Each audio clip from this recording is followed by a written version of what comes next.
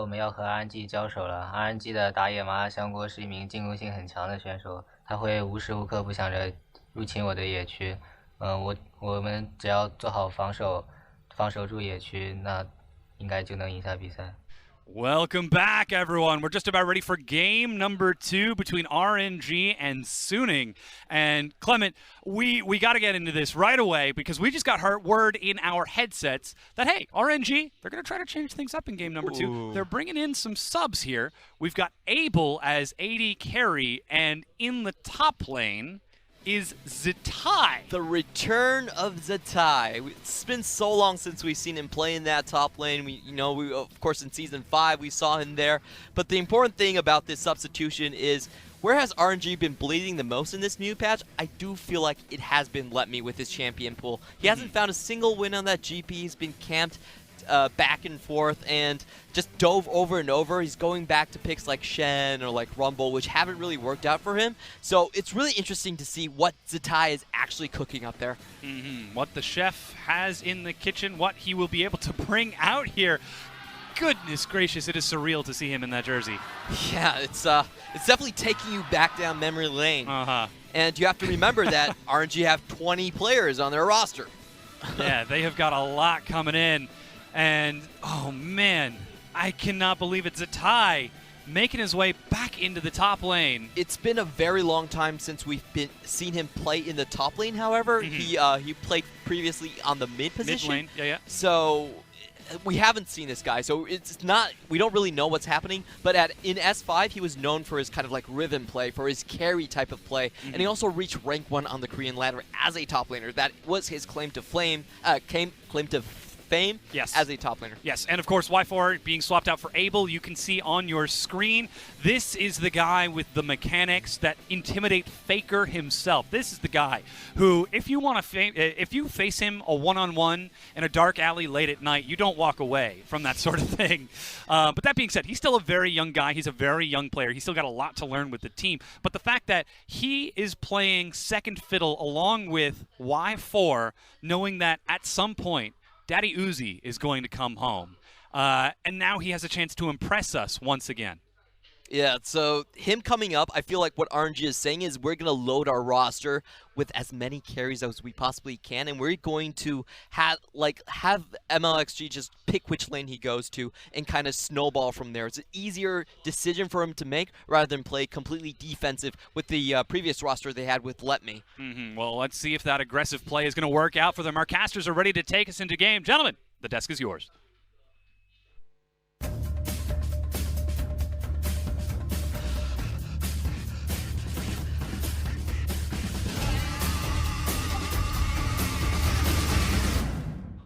Cheers, Dom. And honestly, we just have to talk about the big story here, which is the fact that Zz1tai is coming back into the top lane. And if you didn't see him before, he was the mid laner for Snake. So this is quite a change for him. He has played top lane before, as they were saying, but this changes everything completely for RNG. Yeah, it definitely does. If you were to ask yourself, well, when was the last time he played top lane? It was when he was back on Invictus Gaming, way back when he moved towards the top lane because they had Rookie on the lineup, and he had to learn how top lane worked.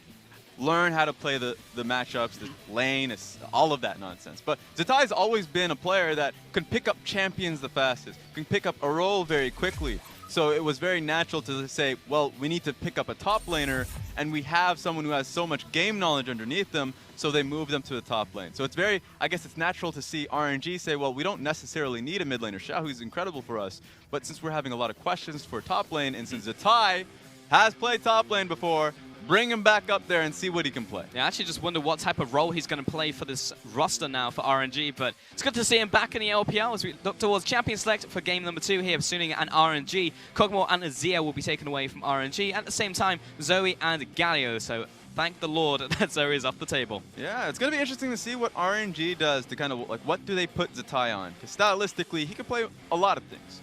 But when he was on Invictus Gaming, he catered towards carries or Shen. Right? You want to be able to have the most impact on the map, and so you got to see him really stepping forward, especially coming off the last game where Let Me fell behind before even getting into lane on the level 1. We might see more priority going towards the top side of the map. Yep, Camille going to be the final ban there against XiaoAL, and also Hacker for the jungle, but also a ban away from Mlxg at the same time. Rise will be the final ban as well from Sunny Gaming, and Sejuani the priority for Hacker. Yeah, it's interesting. RNG have to respect this Camille priority. They're not the only team in the LPL that wants to pick it up.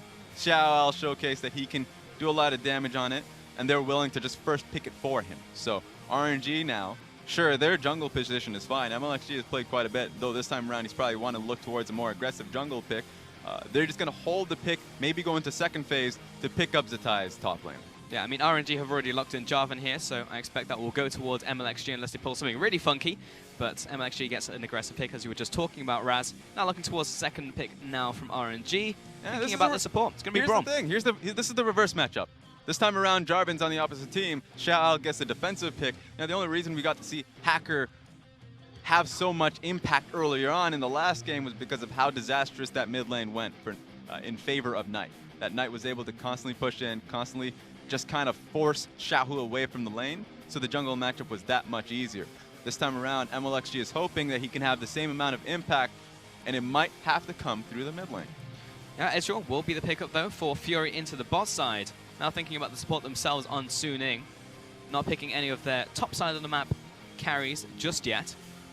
See if they actually go towards the Janna in the end. It is just a hover for now for Yoon. There we go. Yeah, we expect it to be a tank support. Yeah, there we go. So this is interesting because both these champions are kind of like comfort picks for both Fury and Yoon. Yoon has picked Tahm Kench even when it was out of meta in the last season.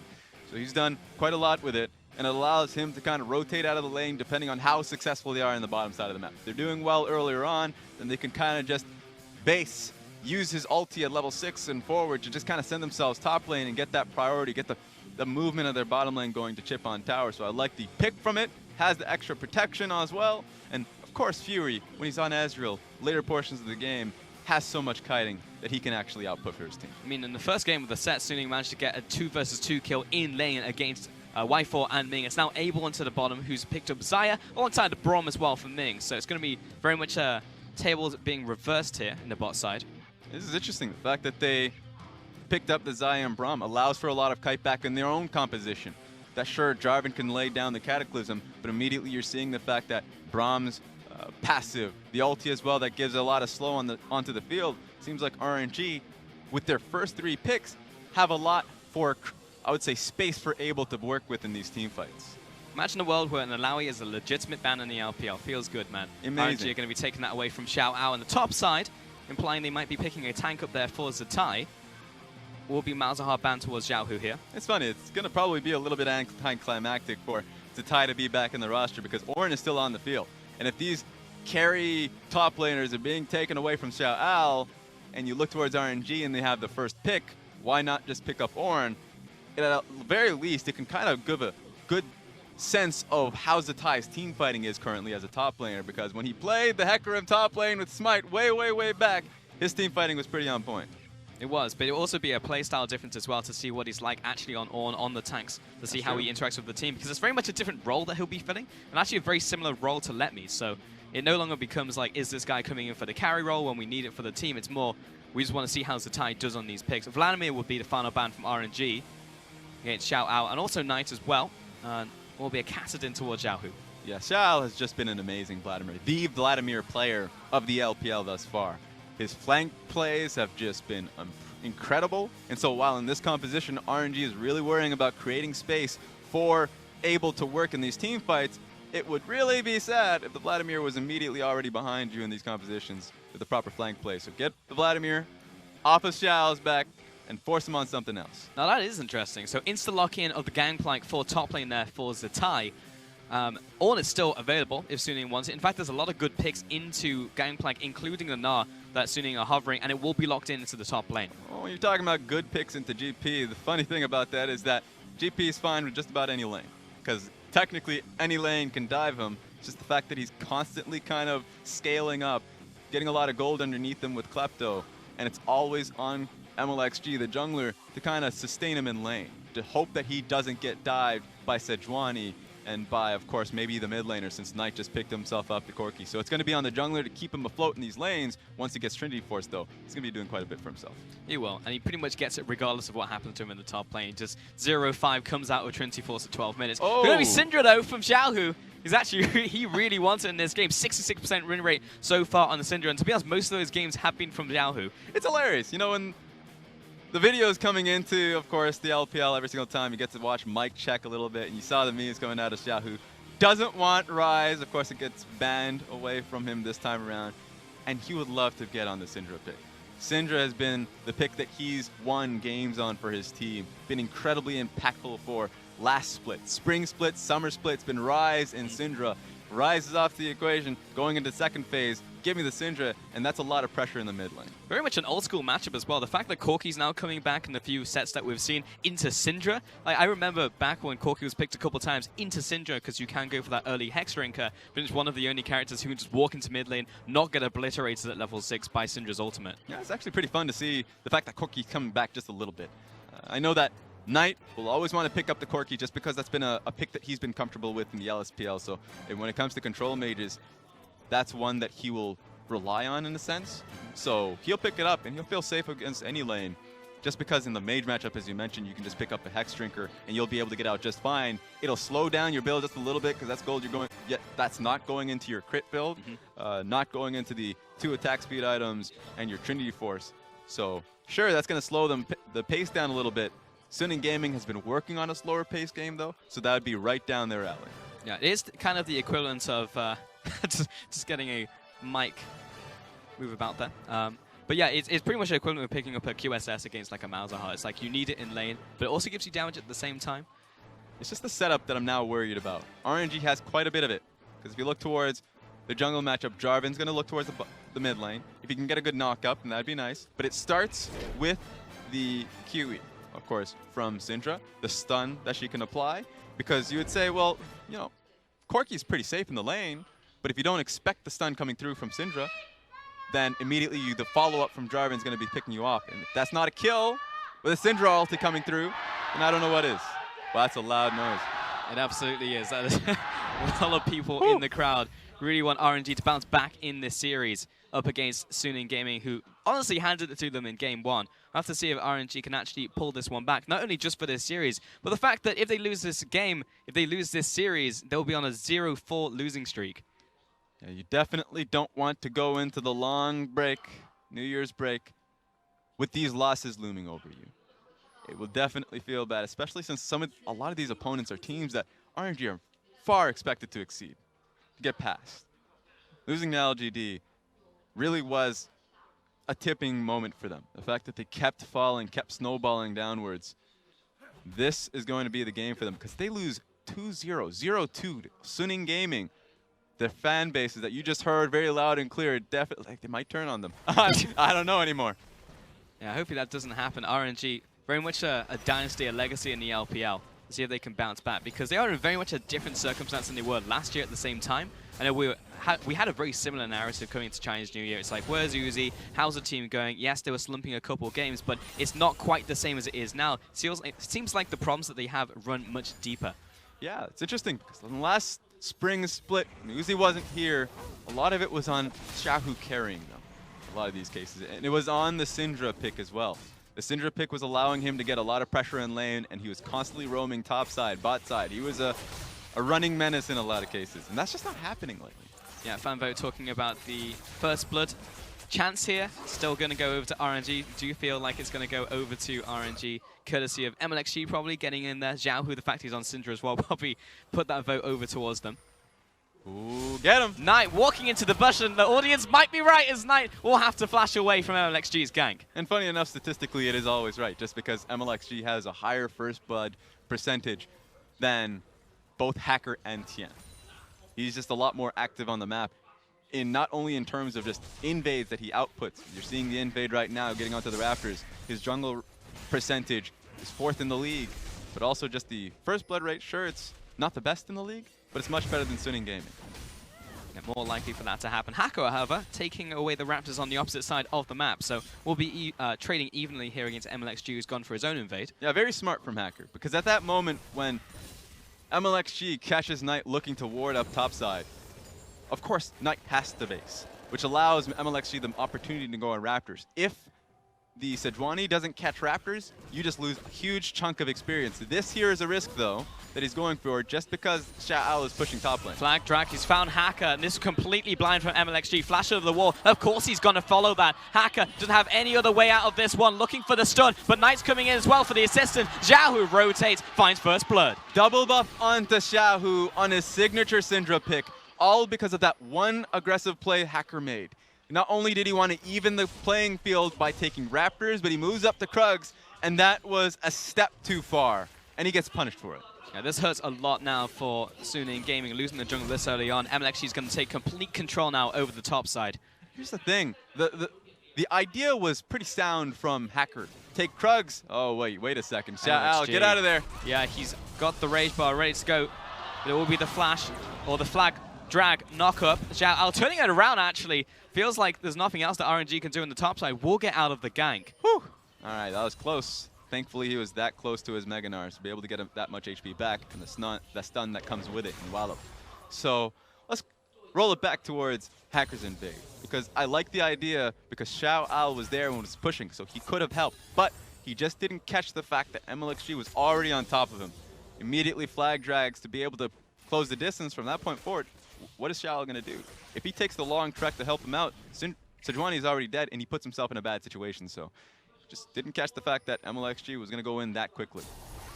Yeah, unfortunately, he chose to flag drag in that exact space. Mid lane's starting to get punted around as well. Xiaohu really pressuring that mid lane.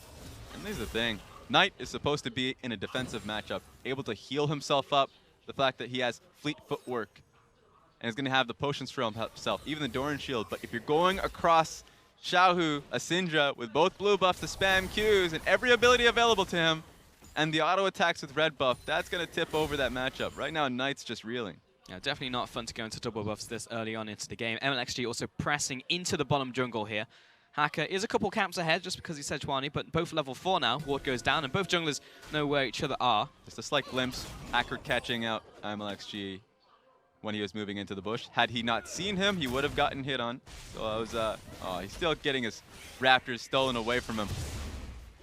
Yeah, contested out. Hacker may have actually been able to stick around because Mlxg slightly missmited, but we'll get the whole camp anyway. Rotation from Xiaohu and recall.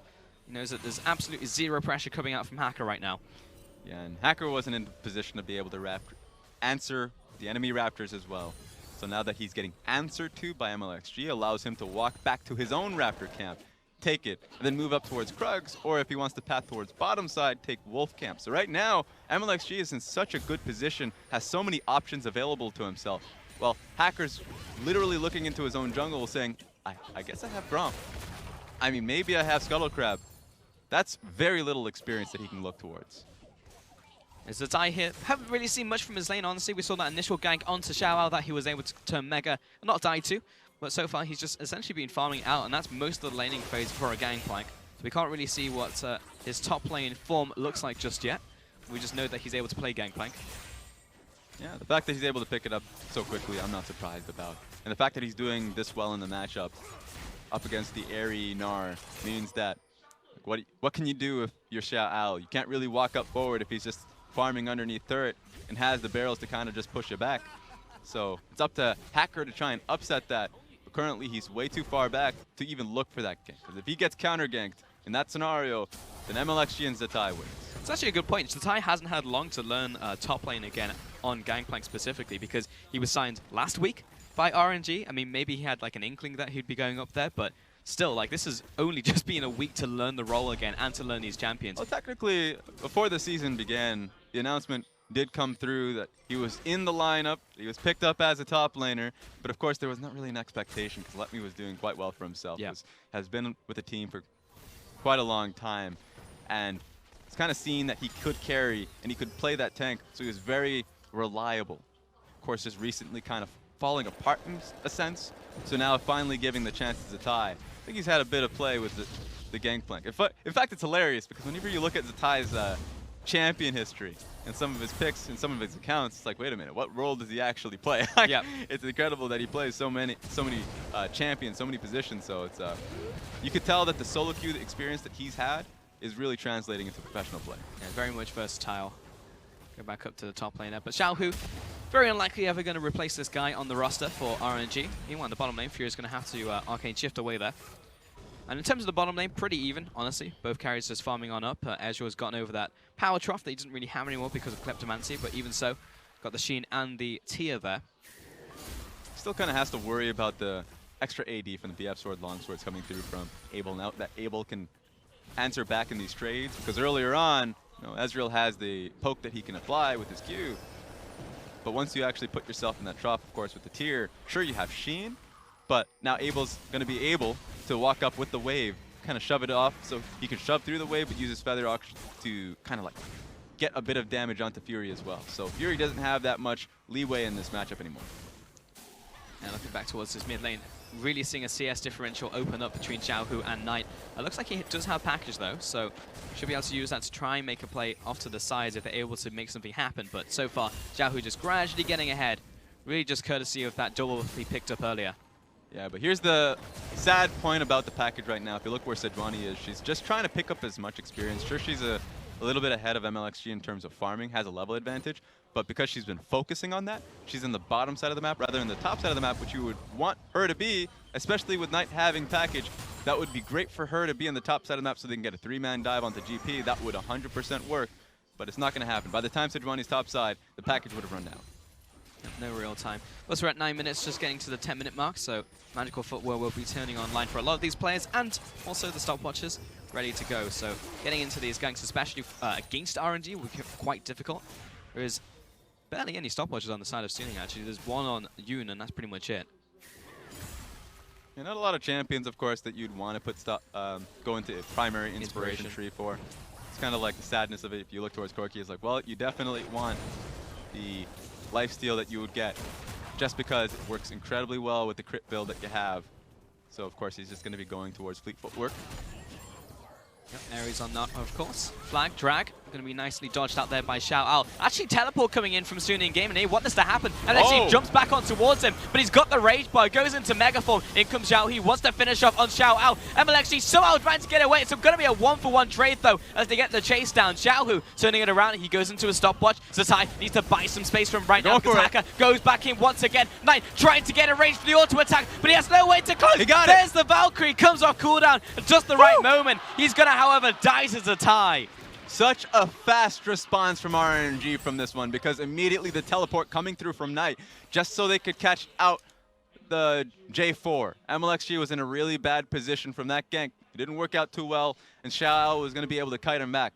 But that was very nice roam from XiaoAL, or at least Xiaohu, I mean, just because once he got to the top side of the map, he was able to make the impact and make the trade worthwhile. And overall, that turns into a 2-for-2 trade. Both of those kills actually going towards Knight, so that's going to help him a bunch in the mid lane here against that Syndra. We get to see that one more time as Mlxg looks for this Knight dodge coming in from XiaoAL. Exactly, and this should have worked out incredibly well for Suning Gaming, because look at the position that Mlxg is currently in. Kiting back on this front, diving straight back on him. So Suning Gaming were in such a great position to take down Mlxg, but he stopwatches, buys himself enough time to die. But when the moment he dies, of course, you see immediately the Syndra able to answer back, killing the Gnar in that case. So it turns into a 2-for-2 overall just because of how well RNG outplayed the scenario. Yeah, Knight really just waiting on that Valkyrie cooldown, but at that point he was taking so much damage from Zz1tai and Syndra as they kited back. Meanwhile, during that replay, it looked like Yoon died on the bottom side and a tower take from RNG, so a lot happened during that. That's the drawback of replays, especially in chaotic games. Once you get into the first replay, you're like, wait a second, none of the other play is happening. I guess we're probably going to get another replay of what happened there. Let's just hope there's not another fight, so we don't get pulled back into a replay there. But ultimately, it looked like it turned into a good play for RNG. Not only did they get the kills, but bottom lane tower going down for them means that they can rotate ABLE elsewhere. Looks like that's going to be mid lane. Just moving that along now, and Zz1tai back into the bottom lane, but that's all the way pushed up, so doesn't really have anywhere to go for a little bit. Might have to go back to base or look through the jungle, see what else he can do right now. There's no wards in the inventory. Yeah, it's usually a point for top laners. Yeah, it's awkward.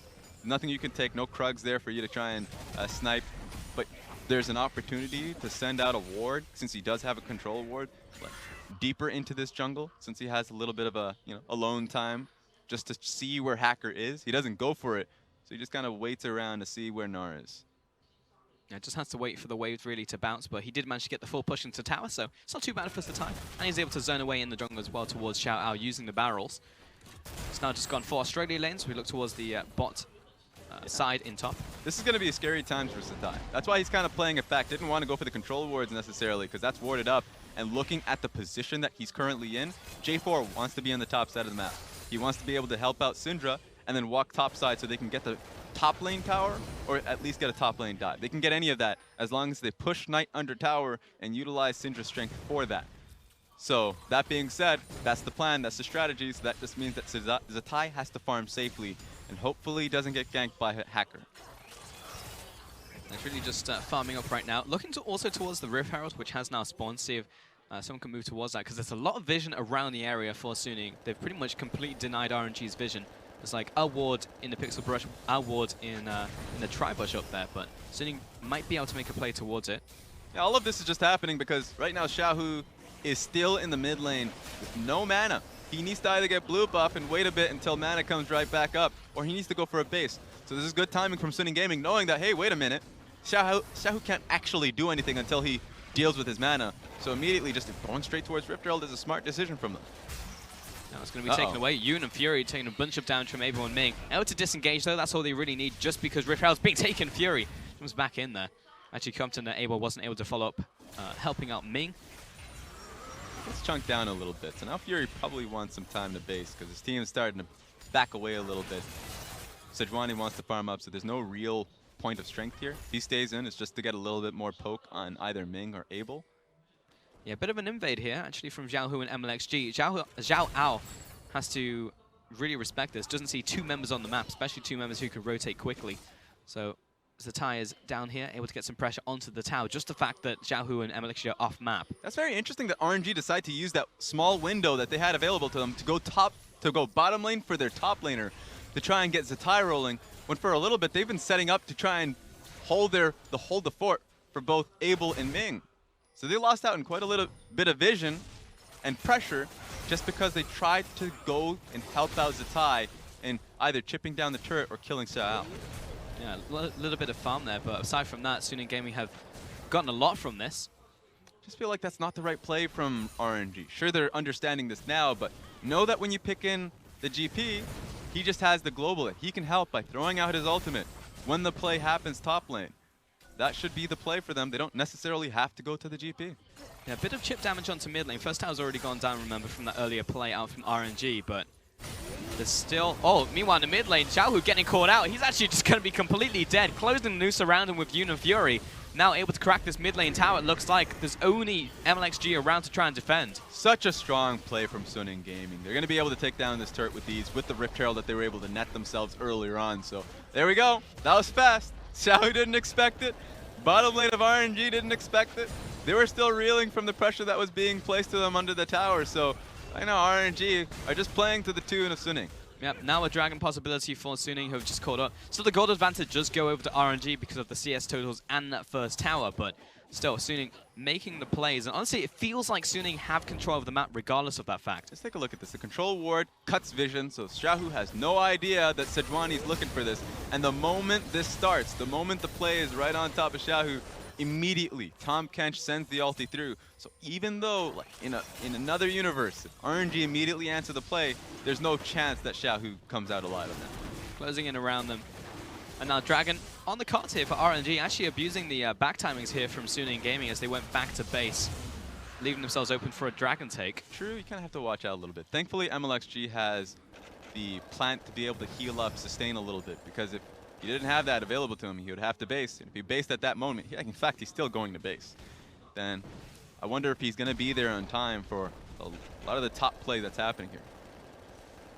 Xiaohu rotating. Knight is in very deep. He pretty much just wants the tower. Actually does have the package to disengage. Wants that very last auto attack to knock it down.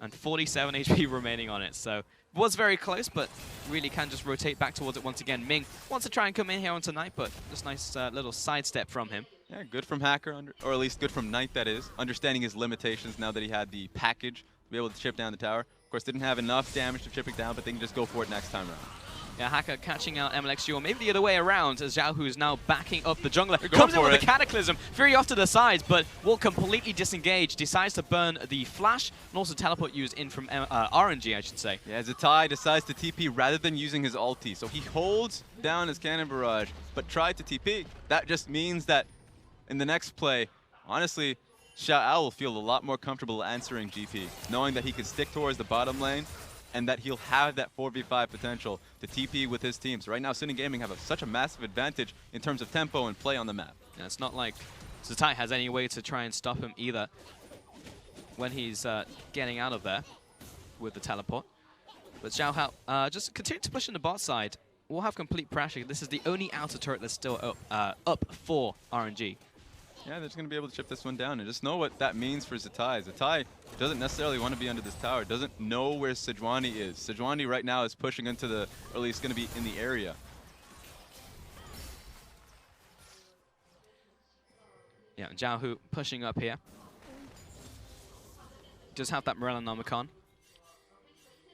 And there's actually no Hexdrinker coming out from Knight. Didn't feel like he needed it after he made that initial play.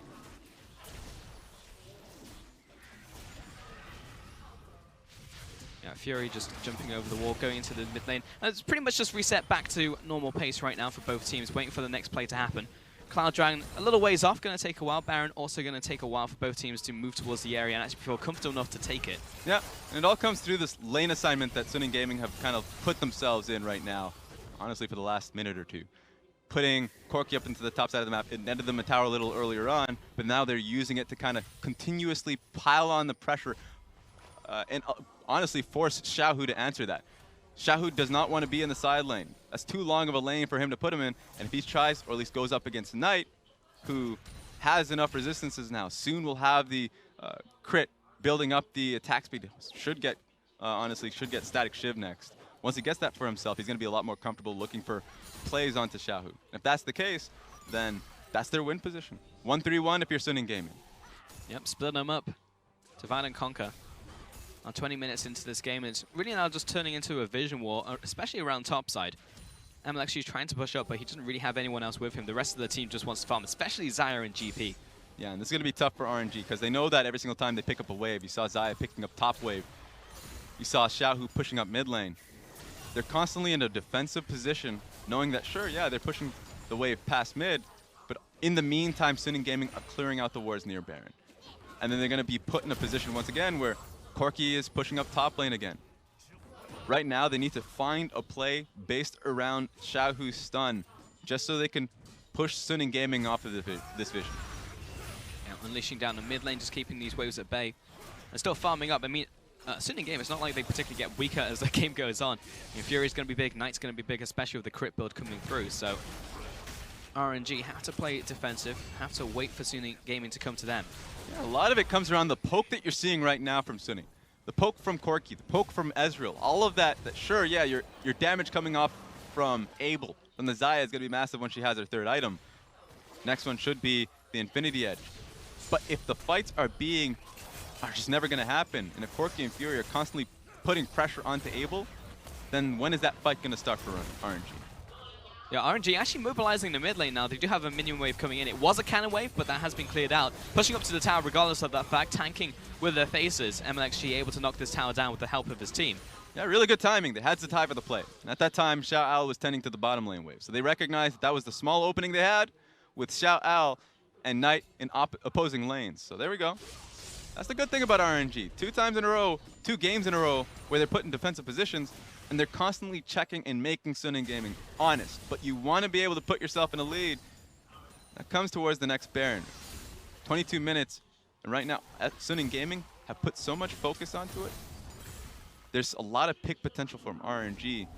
So if they can get Xiaohu, get a control ward around him. You already see one control ward properly placed by J4 right behind the Baron pit. That should be the one they play around to see if they can pick off either Yoon, Fury, or Hacker. Yeah, Knight actually going to be the one to move to bot side now, though, to split push. He has the teleport and he has the package, so he's able to get away from Zz1tai and anyone else who decides to go to the bot lane, like Mlxg. So actually gives a bit of time for him to be aggro and play up against Zz1tai here. You can see Jarvan looking for something. I mean, this is going to be very difficult for J4 to try. Oh, going all the way in. Literally the worst timing possible from Knight there as he jumps onto Zz1tai, comes in with the stopwatch, still picks up the kill though. He will trade 1-for-1 in the end just because Mlxg was there. Look, that was an awesome outplay from Knight, but he still put himself in a bad position. He had package for defensive purposes. He shouldn't look for a dive. Just wait a little bit. Chip on the turret. You don't know where J4 is. So that is a play. Now suddenly, Sin Gaming, they don't have their major carry in Knight. They don't really have a play to now go back towards Baron. He smelt blood in the water. He knew that he had the kill pressure there, but yeah, threw caution to the wind at the end of the day because he knew Mlxg was off map as well, but he went for it. That was just smart from Mlxg. I was about to criticize Mlxg because I was like, well, why are you going bottom side? That's not a play that you want to look for, because if he holds on to his package, then what does that gank turn into? Yep. He completely disengages. He could just play safely, poke at the turret, and then just missile out of there. Then you just have two people on the bottom side of the map. But that supposed weakness turns into a major strength because Knight was just too trigger happy. Yep. I mean, luckily in the end, he did manage to pick up the kill anyway, so for the 1-for-1 kill, didn't mean too much in terms of game state. It wasn't like the team could move towards the Baron at that point. It's really just fighting over vision now around the area as Xiaohu's pushing forwards. Now he has Static Shiv available for himself. A little bit of burst if he can get the proc onto somebody, but more importantly, it's going to speed up the process of going into side lanes. So all of this good stuff that we're seeing out of Sin Gaming, a lot of the credit we're giving them for the Baron pressure control that they've been pushing up into red side jungle. It's been stalled out a little bit, but the Static Shiv will help them out. Yeah, just feel like we're actually moving towards a breaking point. Like there will be a big fight that will probably lead to the Baron, honestly, for the next objective for these two teams. And that could honestly decide how this game goes, because this is a pretty even game when you look at it in terms of gold and itemization right now for both teams. But, you know, one big misplay, one big blunder here from either team could mean the rest of this game going over towards them. And this is very important for RNG. Like, this series basically rests on this. Yeah, so if you're RNG, your two items that you have to look towards, Infinity Edge on Xayah and Void Staff on Xiaohu. Trying to knock off that shield, but couldn't quite get in range with the flail for the follow-up with ultimate. Smart change up from Xiaohu, of course, getting the Banshee's Veil. Just kind of foregoing all of the damage that you would want on the Sejuani just so he could be a little bit more defensive in this scenario, because you know that Sejuani's looking for him. So it's going to stall out his build, stall out the fact that he wants to get Liandry's and Void Staff, but it's going to help him out just in that scenario, just in those cases. Yeah, unfortunately, Xiaohu can't push up as much as he wants to do before, but engage coming in from Mlxg onto Knight, however, who has Valkyrie next to a wall. And he has blue buff, so all of that mana doesn't mean too much that he lost there. That's just Cataclysm off the map. Honestly, if you're sitting gaming, you're like, that's a major ulti that RNG does not have. Let's try and force something. You might even see them try and get on top of Baron. Yeah, this is really big now, able to push up soon in gaming, just getting control over this area, knowing that Mlxg can't jump them, get them into the hot pot. You know, on the bottom lane, Xiaohu back on pushing duty. Eventually that tower's going to go down, but this is still an outer turret that Zz1tai is able to defend, so this is essentially neutral. Back over towards that top side, Suning wrestling control once again over the Baron area. Yeah, it seems like Suning Gaming are not exactly comfortable just yet in terms of the team fighting. Right now, Fury just picked up Blade of the Rune King. That might shift that mentality just a little bit. They don't want to make that game-changing risk. I mean, Suning Gaming so far this split, they haven't gotten a lot of victories, 2 and 3 as well. And a lot of their losses are the fact that they've gotten these early game leads and they've just disappeared. Just off of random plays, random team fights, they're like, wow, we actually should have won this game had it have been for that play, for that team fight, that we could have waited a little bit longer for that scenario to be placed, for us to put ourselves in this scenario. This time around, they're playing extra careful.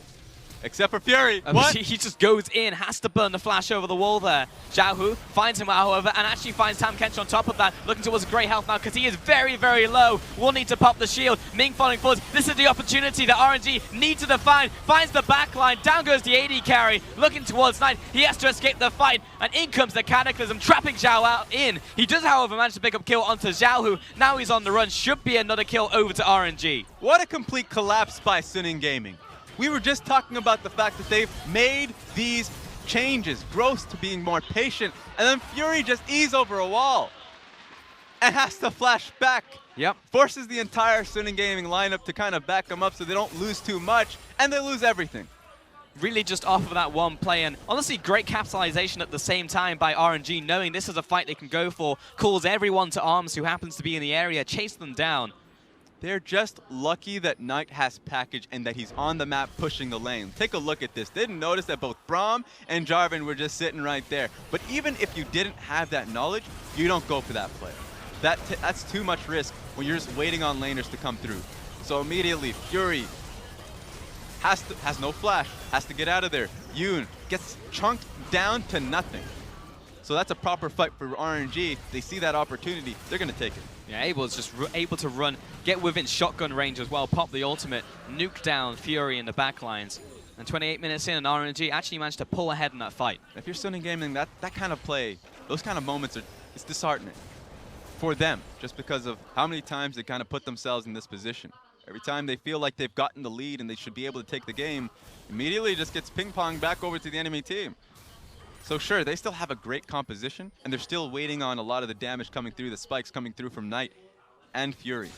But a great position where they were comfortable to get to those item break points suddenly turned into desperation. I mean, regardless of the slump that RNG have found themselves in, they're still RNG. They will still take the opportunities that are given to them and sent their way. So that's just keeping Suning Gaming on their toes. They know that what they're dealing with is still a strong team at its core. So RNG able to find that for one fight, now able to actually get control, complete control over the Baron area. The items are starting to come through. Abel getting himself the Infinity Edge. Now looking towards the armor penetration item, hopefully next. And immediately Xiaohu got himself Leandri's Torment and probably wants the Void Staff next. These items are coming through where both Xiaohu and Abel are turning it to real threats versus Suning Gaming.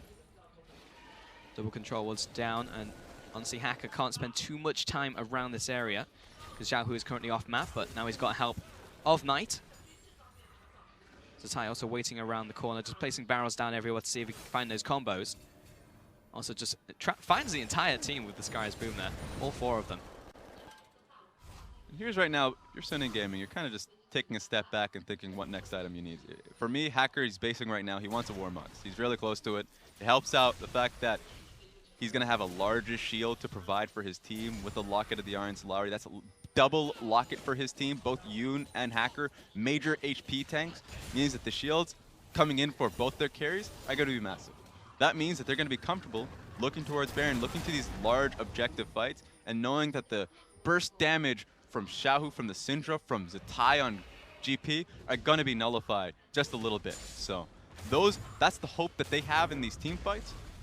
They just need to execute. As the longer this game goes as well, we're at the 30-minute mark, and I do look towards Zz1tai, who is level 17, Xiaohu just ticking over to level 17 as well, nearing level caps, and also in terms of those item builds. You on the bottom lane, trying to find Xiaohu. Let's go. Will place down the exhaust, following up the ultimate flash forwards from Knight. That's enough of the last auto attack, and Yoon is able to save him. Pick onto Xiaohu is absolutely massive. Yep, that's big. Worst case scenario for RNG too, they're not in position to go towards Baron because they're getting pushed in mid lane. So Suning Gaming wrestling control back for themselves. This will be a tower at the very least. So Zz1tai's able to push up on the top side because there's no one else to respond. Only now is XiaoAL turning up, but tower down over to RNG, but it's an inner tower to Suning Gaming, so traded up in the bottom side. These are long death timers. 30 seconds left for Xiaohu means that they can base, get back onto the map, and re-solidify control around Baron just before Xiaohu's finally available. So there's no reason for RNG to contest for vision. That's great for Suning Gaming. That's the one break that they've been looking for. Yeah, that was, however, resources burnt. It was both mid laners' flashes coming in there as well. So Knight will not have that one for the next fight if they do find themselves in that situation. But honestly, I'm just getting to the point where I'm looking towards Abel. I'm looking towards Zz1tai, these big crit-based carries who are going to do so much damage in the next fight. Suning Gaming do need to be aware of this. Those picks are going to help them towards that course, though. Mlxg flag drags over the wall as he's trying to get that vision there. And talking about Abel, because now, I mean, we haven't said much of his name until this point because the damage is starting to come through. He's got himself the Last Whisper. And that's been what we're looking for him, just to be able to kind of really be a threat to XiaoAL, who has the Rando and Omen, to really be able to walk up to the base shield and release base armor that Sejuani has for herself. So he's going to be a lot more comfortable walking up now that he has the armor penetration. Zz1tai's also just picked up the Guardian Angel, so he's very happy to be on the front lines now. Will have that extra safety net for himself. Now pushing up in the mid lane, pushing out these lanes, just trying to allow themselves to push up, have somewhere to go and gain more vision over this map. Yeah, let's talk about Zz1tai a little bit, because not only does he have the GA, he has the Steric Gauge, which means that even if he takes a lot of damage, eats a lot in these team fights, he could stay alive for very long. And the cooldowns that he has in terms of hitting those barrels, pretty short. The longer he takes before they take him down means that ABLE and Xiaohu are going to be able to deal that much more damage, and he's still going to revive and be able to just be a massive threat. So these are incredibly scary items for him to be picking up for these later team fights. Yeah, I said crit before, but he's actually pretty much a tank at this stage. He's got the Triforce and he's got the Ghost Blade, but yeah, while he has a lot of damage, he's essentially going to be sat there in front lines, as you said, allowing the back line to actually do their job. This has been started. Baron has been started by Suning Gaming. It's kind of a half-hearted attempt right now because they are just clearing out wards. Yeah, look at Sejuani. She's just kind of basing at the moment. It's kind of weird. They definitely don't want a Baron. I don't know what I think he was trying to hit the there. ward. Yeah. Just kind of constantly queuing and autoing Baron was kind of interesting. Yeah. But overall, yeah, it's not the right timing for them. Basing and coming back into the map. Even has an extra giant spell. You can tell Hacker wants to get the Randuin Zone as well. Double Randuins would be pretty big for this team. Also looking towards the next dragon, which will be coming in 30 seconds. It's going to be the last dragon before Elder spawns. It's only our third dragon of the game. Ming just blocking the two-shot barrage in mid lane as well. So we'll see if Suning is able to make a play towards that. It will be more of a mini objective, more micro objective for both of these two teams because they've been dancing around Baron for such a long time now.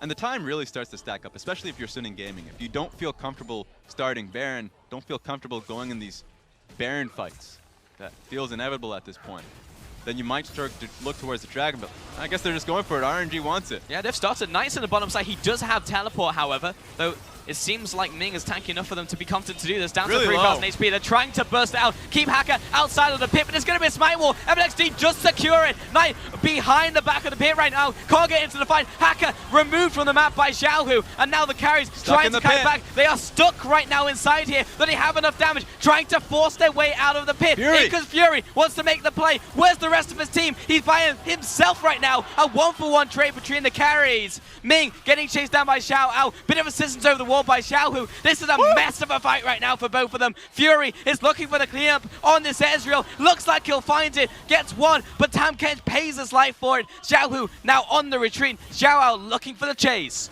I don't know if Xiaohu can get away from it, but it's still somewhat of a victory. The fact that Zz1tai was able to get with the only Baron here. I don't feel like Xiaohu can get out of this one alive. Takes the tower shot and Fury claims the kill. Such a risky fight for both teams. RNG just wanted to get that deathfall going for themselves. But Suning Gaming, they split up. Knight was on the right side of the pit. Fury is on the left side of the pit. They wanted to find an ability to kind of get in there right into the back line to be able to assassinate Xiaohu and ABLE. They finally take ABLE down, but Xiaohu put up a bit of a fight. Honestly felt that one would have gone towards RNG, picking up the Baron. They felt confident, but they just got stuck inside the pit. So this was a bit of a desperation play from RNG. They want to start the fight because they believe they can win the fight. They were behind for so long. Look at the poke coming in from Knight. Doesn't have his rapid fire cannon just yet, so he can't put out the auto attacks without RNG's positioning. Fury decides to go on the opposite side. Yoon is the major point of damage, of course. They're just wanting to kill the Yoon. They want to kill the Gnar. Finally, when Fury jumps into the pit, he starts to really have at it at the carries. Xiaohu remains alive, and that's a key point for them because Xiaohu is able to get the final kill on top of Yoon and makes it difficult for Suning Gaming overall. And the carries just trading kills at the end there, but eventually, because Xiaohu's positioning means he goes down. RNG able to regroup, though. It looks like I think they had one more Baron left, so they're able to utilize that if they group up. That was the one winning point of RNG. They didn't all die from it, and Zz1tai was able to get the last Baron. Though Hacker looking for the engage on top of Mlxg. The blast cone's going to send everybody wide, but Mlxg was the only one to be sent into the jungle. He'll flag and drag away, though. Right now, RNG are trying to get as much as they possibly can, as much gold with that one Baron they have with Zz1tai. That's why Zz1tai is no longer in the opposite side of the map. That's a massive wave, and it's all Baroned up. And lots of caster creeps on this one. XiaoAL just kiting back. He has the Guardian Angel as well now in his back pocket, looking towards Mlxg and Ming on the front. XiaoAL comes in for the engage, but it's the Cataclysm onto 4. Moving front to back. Yoon is trapped in this pit. He goes down. Gangplank ultimate keeping them away as well. XiaoAL trying to save this guy, but he goes into his Guardian Angel, sitting on top of his corpse, ready to kill him once again. Mlxg seals the deal. Too much area of effect to deal with. GP ulti on top of them. There are just feathers flying through. And of course, Xiaohu had those 3 orbs able to just spread out. So what are the carries of Suning Gaming going to do? Knight and Fury don't want any bit of that. So it's just Yoon getting chunked down, completely annihilated, and there was no response by Suning Gaming. And despite the fight win at Baron, the fact that RNG are able to push up, the fact that they have that one Baron left on ZY, they find a fight, they find the tower, and now the carries are absolutely huge. Both Infinity Edges completed as well on ZY and ABLE. Exactly. We're talking about pointing out the fact that ZY didn't have that much crit a little earlier on. But once GP starts to get items, he's starting to just blow you up. So the Infinity Edge is pretty massive in what he's able to output in these fights. And just utilizing that massive wave. And that's why the Baron was so big for them. Sure, they lost in the fight, but the one Baron is all they needed. That's constant pressure they can utilize. The GP can be a part of. So being able to take down that Baron means that Suning Gaming don't have to work with waves anymore. Top lane wave, mid lane wave means nothing. If the bottom lane wave is that big and that close to your turret, RNG will be closer to the objectives, faster in tempo. You have to answer to them. We'll come down to another fight now. There's no monster objectives on map, but the next dragon will be Elder. Looking towards those towers now, and RNG, they've pretty much given up the ghost on looking for another push now, but we are waiting until we find ourselves in another fight. And here's the worry for Suning Gaming. Even though they had a lead initially, their team fighting is starting to get a little bit difficult. Sure, Corki and Fury pretty big, but XiaoAL, you saw what impact he had last fight. He got one stun off of Zz1tai, he just oranged up. That was it. But if you get onto ABLE, he has Mercurial Scimitar. He's going to be able to get out of that one scot-free. And the Banshee's Veil from Xiaohu, there's not a lot of options, and who are you going to pick off with the stun? If you land CC on one person, they're going to be able to get out of it. And it's not like they want to go front to back either, really, when there's a Xayah on the enemy team and a Gangplank. So it's actually very few circumstances in which Suning can find the perfect fight for them. Though a lot of these fights will be on their home turf, though. It seems like RNG are pushing up now into the jungle and looking to start sieging these towers. So maybe Suning Gaming can poke off the shields, poke off all of the spell shields that RNG have. And here's the thing. One champion that Xiaohu kind of made his career off, or at least his last year off, the Corki pick. Means how much damage he's able to output in the finals. That was big. Knight currently has that pick for himself. Has double attack speed on him, rapid fire cannon, and static shift.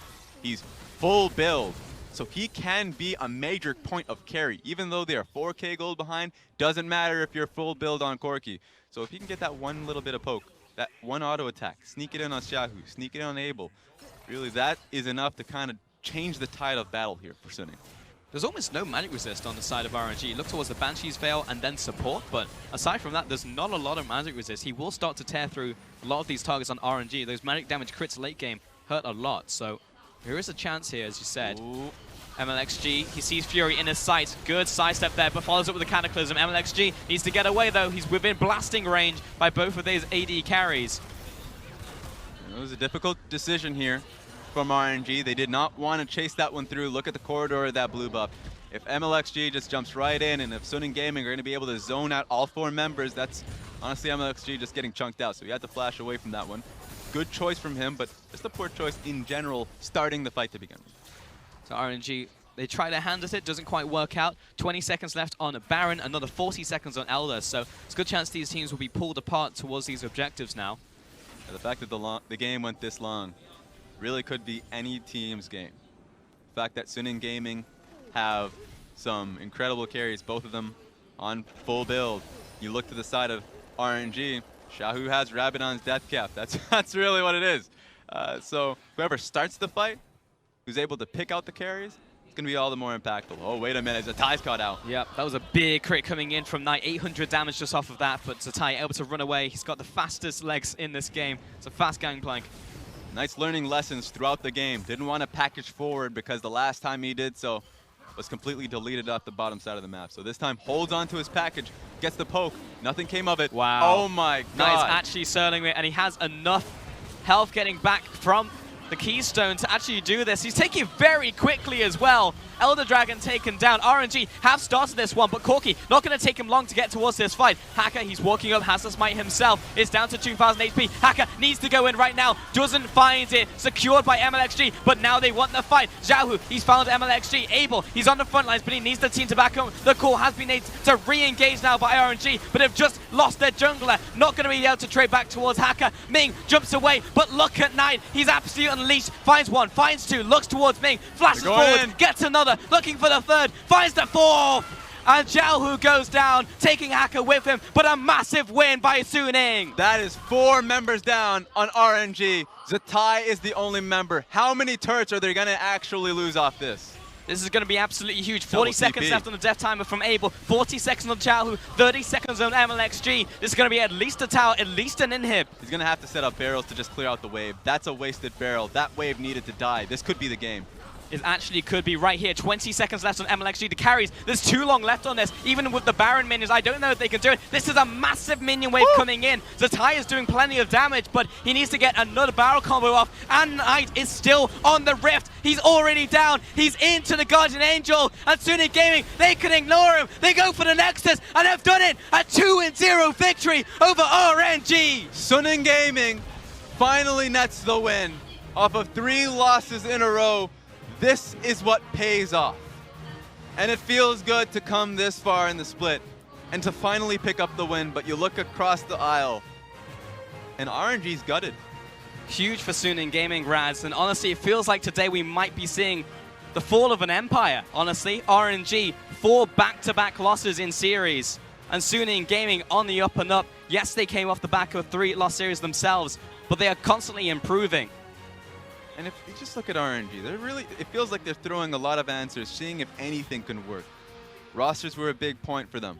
Even bringing on Zz1tai for the top lane, and Zz1tai performed well. That was a good game from him. Output a lot of damage in the team fights. He was doing quite well for himself in the lane. But they still are losing fights. Losing position early on in the game.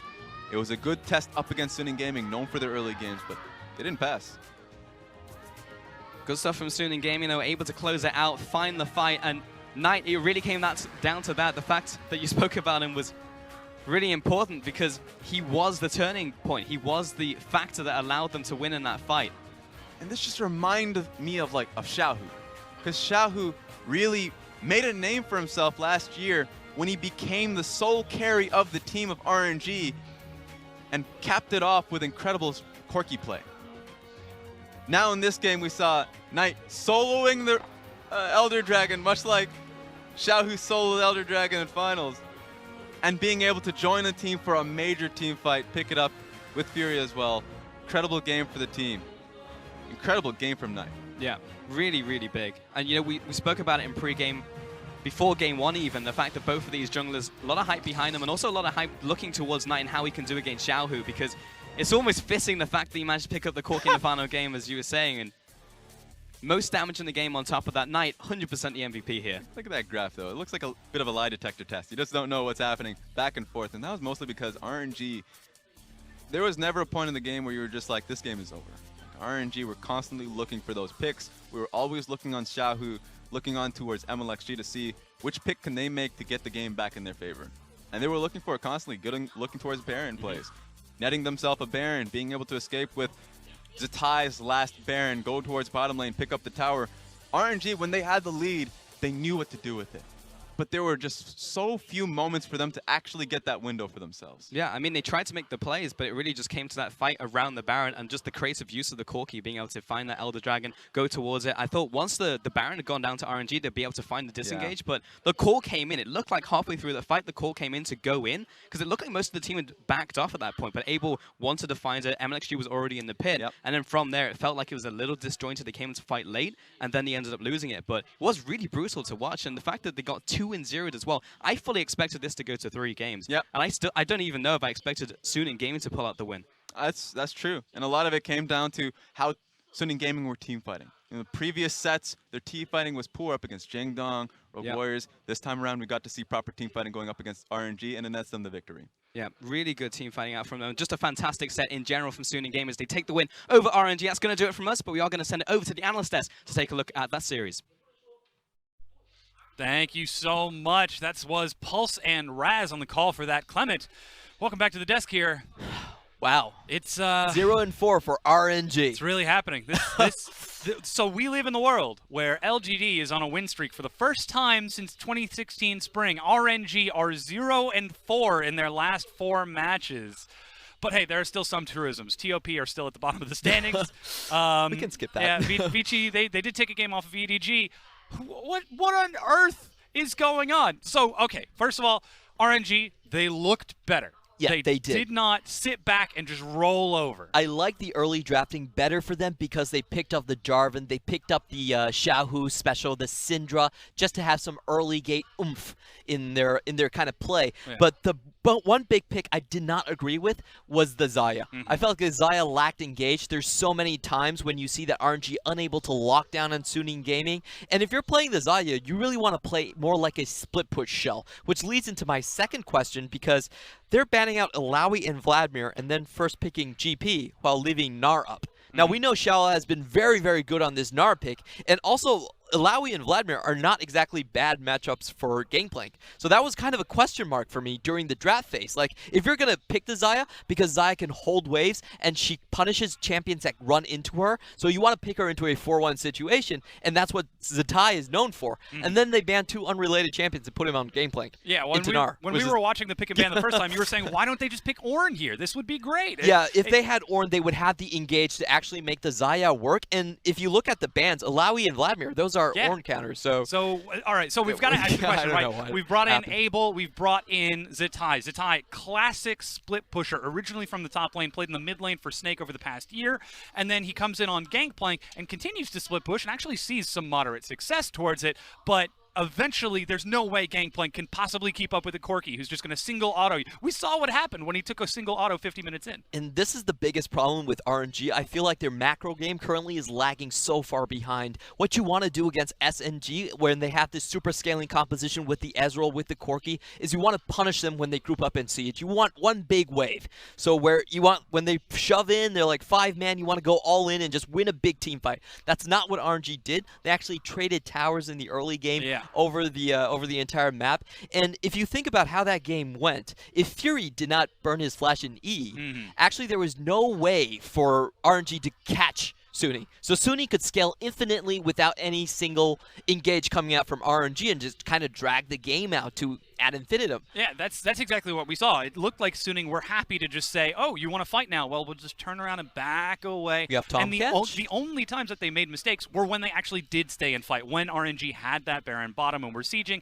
and they actually attempted to skirmish under the tier 2. But first, there's the ordeal of how they got that Baron in the first place, rushing into the pit, and Suning attempt to punish them. Yeah, so there was no real way that RNG were going to get out of this alive in this Baron fight. So they went all in, and what they should have done is look for outs, try to just salvage as many members as possible. Now, to be fair, this Baron was still good for RNG because they bought themselves times, and they took that objective off of the map. So this is kind of their high in this game. It's their team fighting prowess, it's their decisiveness in going for that Baron and buying themselves time. However, I think the major story was kind of a lockdown in the early game and in the draft phase. There really weren't enough tools for RNG to lock down Suning Gaming and push them off the map and just win the game.